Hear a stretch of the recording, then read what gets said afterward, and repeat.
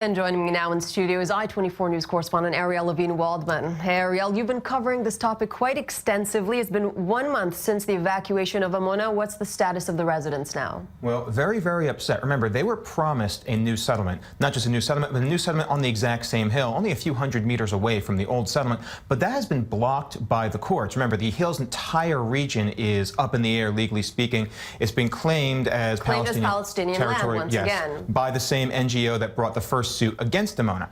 And the Supreme Court's been blocking them, and this has caused a lot of bad blood between the people of Amona and the government, and especially with the Supreme Court.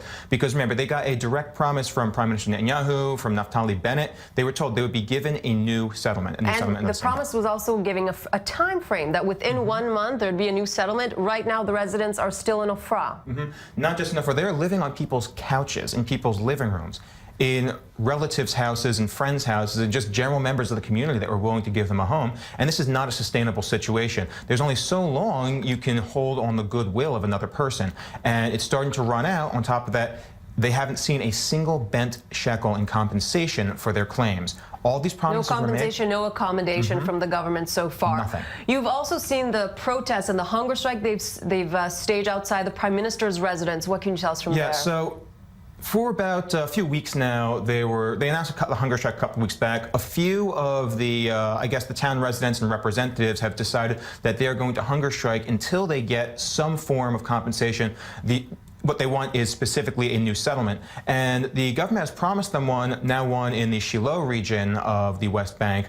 But again, is that going to come under the same considerations and the same legal disputes? Will this be legally possible? So right now they're waiting for... They're waiting for something, anything, and right now they're getting nothing but empty promises that are not being fulfilled. And they're saying that they're feeling betrayed, not just because of the empty promises, but because of the situation that brought them out there in the first place. Remember, the government has given large amounts of money to the regional councils of these settlement blocks in the first place, about 60% more per capita, which brings down the cost of living in the settlements considerably below living anywhere in Israel. And this incentivizes people to move out there, only so their houses torn down. The government was very supportive of this. Now, tell us a little bit about the sentiment. You're in Ofra, leading up to the evacuation. What were the residents of Ofra expressing at that time, and what was the general atmosphere? Look, it was absolute rage is the only way to describe it. They say the government has betrayed them. One of the big slogans is a right-wing government, and this is what was promised to them, a right-wing government that would support their interests, that would support their settlements, and would not tear down their homes or give in to the wills of international NGOs with a left-wing agenda, which is exactly what they're saying.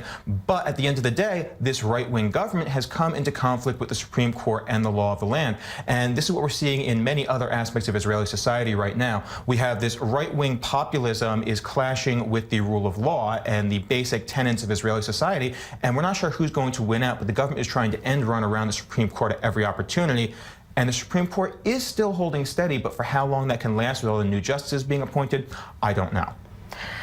Well, we'll have to wait and see, as the residents of Amona as well were waiting, living, as you say, on couches and elsewhere, evacuated after the government itself supported the decision to build a settlement. But in any case, Ariel Levin-Waldman, thanks so much for covering this extensively. We'll, of course, hear back from you once that is resolved. We're going to take a short break, and once we're back, we're going to talk some more about the settlement movement in Israel and where it is today. Don't go anywhere.